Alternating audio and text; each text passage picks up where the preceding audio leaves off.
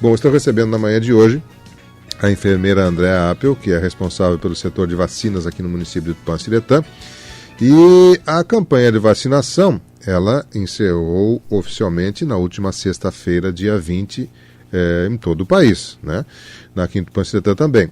E, lamentavelmente, nós tivemos um dos segmentos que a campanha busca atingir, não atingindo a sua meta. A questão das crianças menores de 5 anos, houve, por algum motivo, não foram até os postos de vacinação e ainda não receberam vacinas.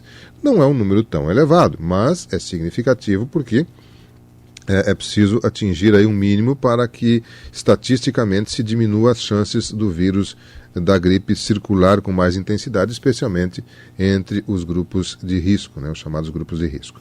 E a gente está aqui com a Andréa para conversar um pouquinho, primeiro, como foi o final da campanha aí, e essa, digamos que, prorrogação, não sei se seria bem esse termo, mas enfim, é estendido por mais alguns dias para esta faixa, para esse segmento que são as crianças menores de 5 anos.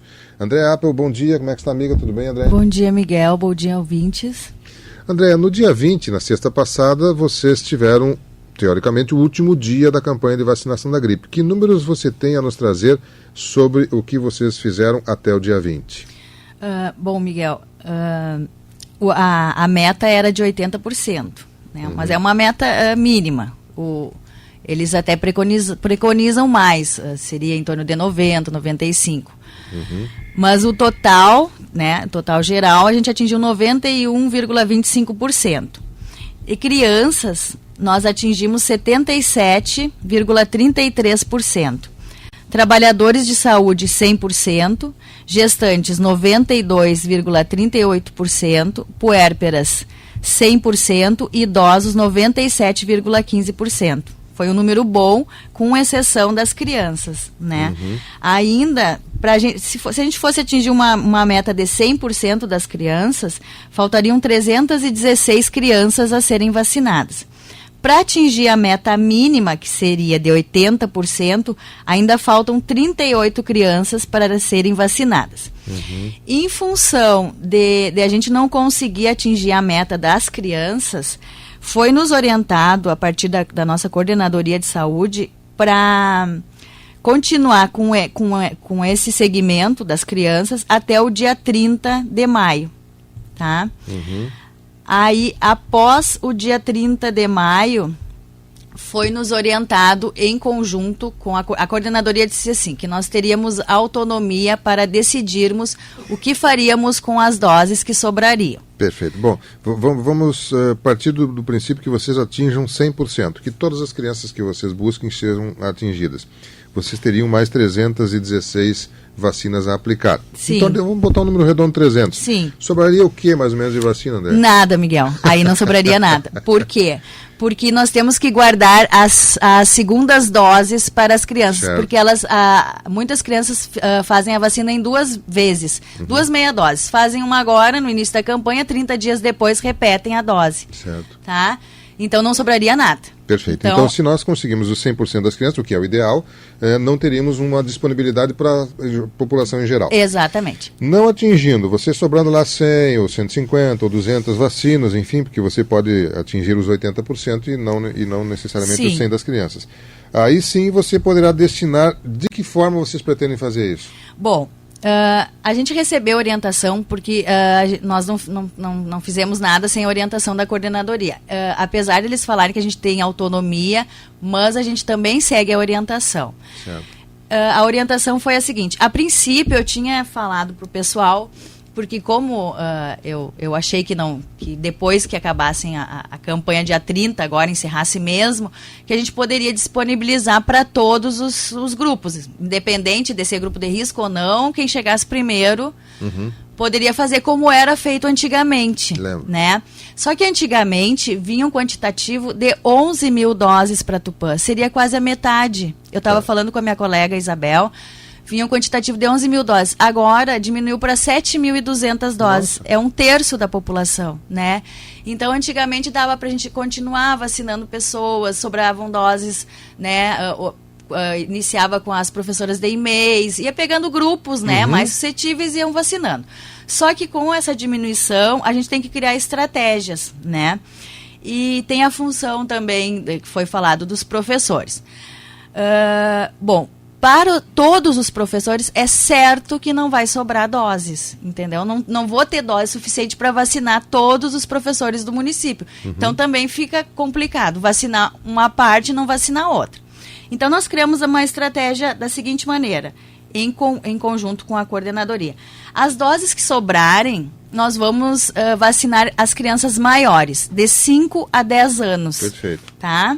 Então, a primeira prioridade para vocês vai ser crianças de 5 a 10 anos, se houver sobra a partir do dia 31. Isso, dia 31, que cai numa terça-feira, tá? Então, a gente fez da seguinte forma. Dia 31 e dia 1º seriam somente 2 dias para nós vacinarmos essas crianças de 5 a 10 anos. Após essas datas, porque a gente também não pode ficar esperando, né? Para ver se os pais vão levar.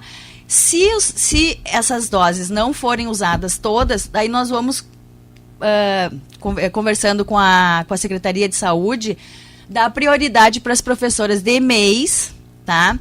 Que também acredito que pode ser que não tenha para todas as professoras de EMEIs, que são as de educação infantil, ali das crianças menores.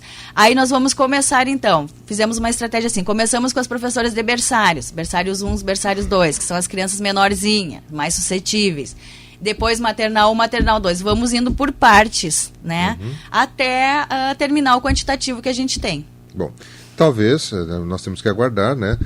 É possível que até o dia 30 esteja encerrada todas as doses, se todas as crianças que teriam direito na campanha tradicional estejam lá presentes, né? Então não vai sobrar. Se sobrar, a Andréia já colocou a estratégia, dias 31 e 1º, então crianças de 5 a 10 anos, a partir do dia 2 as professoras de EMEI, se houver sobra das vacinas para distribuir. Interessante que eu não tinha esse dado de que houve uma diminuição significativa, aí de mais de 30%, em torno de 40% das vacinas foi diminuída, né? De 11 mil e poucas para 7 mil e poucas vacinas. Né? Também não tem informação do porquê que foi feito isso, né?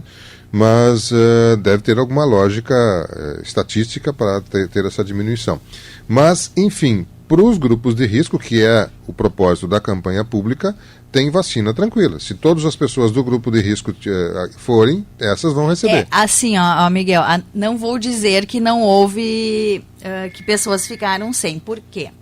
Porque a gente recebe, assim, especificamente, bom, vou comentar aqui, 1.394 doses para crianças, 387 doses para trabalhadores de saúde, 223 doses para gestantes, 37 doses para as puérperas, 2.951 doses para idosos, 2.208 doses para doenças crônicas. Certo. É um número estimado, não é um número exato, né? Então, o que aconteceu? Aconteceu de doentes crônicos. A gente teve que encerrar antes a campanha, porque senão os outros grupos iam ficar sem. Então, e a gente sabe que tem que haver uma fiscalização mais rigorosa a respeito da doença crônica, né? Porque, assim, coluna não é doença crônica, não é uma doença que exija depressão, rinite, sinusite, entendeu? Então tem que ser feito de uma maneira mais rígida, digamos assim, né? Porque como antigamente vinha muitas doses, a gente meio que, né, deixava. Claro, só porque que na agora... verdade quanto mais pessoas estiverem protegidas, para o público em geral é melhor. Sim, né? sim. Para a coletividade, digamos assim. Sim. Né? Então, a gente tem que haver um controle mais rígido agora nas próximas campanhas, a fim de não faltar dose para aqueles que realmente precisam, né? Porque no início da campanha é muita procura, muita gente, as vacinadoras chegavam a vacinar 400, 600 pessoas num dia, é muita gente, entendeu? O que é um bom sinal. Mas a gente tem que fazer as coisas assim, um serviço de qualidade, né? Claro. Então tem que ser. Eu acredito que na próxima campanha eu vou colocar senhas, né? Para as pessoas irem fazendo com calma, pra gente ver que cada caso é um caso, né? Então, ter um controle bem rígido dessas doenças crônicas. Porque senão pode acontecer como aconteceu de irem doentes crônicos e essas doses já terem acabado, né? Acontece. Bem, Nós temos uma campanha que ainda está por acontecer. As pessoas que... Você teve algum relato de algum tipo de efeito adverso, alguma reação, alguém reclamou de alguma coisa? Olha, não chegaram a me procurar. Não, teve um relato de um senhor, mas eu acredito que ele deu uma alergia, mas também não tem como saber que é da vacina, porque ele não foi lá. Eu chamei ele para ir fazer um relato de evento adverso, mas ele não compareceu. Quer dizer, daí, oficialmente você não tem nenhum relato hoje? Não, porque daí tu tem que fazer o relato, enviar para a coordenadoria, que por sua vez envia para outro órgão superior, e daí eles mandam a resposta se tem a ver com a vacina ou não, né? Pode ter sido, como pode não ter sido, mas leve, casos de alergia, exantema na pele, uma pequena alergia, assim, a pessoa ficou edemaciada. Só um senhor e uma criança. Perfeito. Nada além disso. Perfeito. Algumas pessoas reclamam, eu tomei a vacina, mas a gripe veio e tal, coisa. A vacina, primeiro que ela não é 100%, né? Qual é o percentual de proteção que ela dá? Olha, a gente estima que em torno de 80%, 90%. Quer dizer, tem no mínimo 10% aí de chance de você desenvolver uma gripe, inclusive porque o vírus da gripe é muito mutável, você pode pegar uma gripe que não esteja abrangida, né? Essa vacina, ela protege contra os 3 piores tipos de vírus atualmente em circulação, né? Porque é feito um estudo a partir dos países do norte, né? Anterior, que já o inverno chega antes lá, e os vírus que mais circulam, os mais perigosos, é a partir daí que é feito as cepas dos vírus. Mas esses 3 tipos são os mais perigosos atualmente. Mas existem mais de 1 milhão de vírus de gripe, né? Sim, então a pessoa tem que ficar... E além disso tem um prazo para a vacina atingir esses 90%, de 80% a 90% de eficácia, que é 2 semanas, se não me engano a memória. Em torno de 2 semanas. Quer dizer, se você tomou a vacina e em 10 dias você desenvolveu uma gripe, você já primeiro não está imunizado. Né?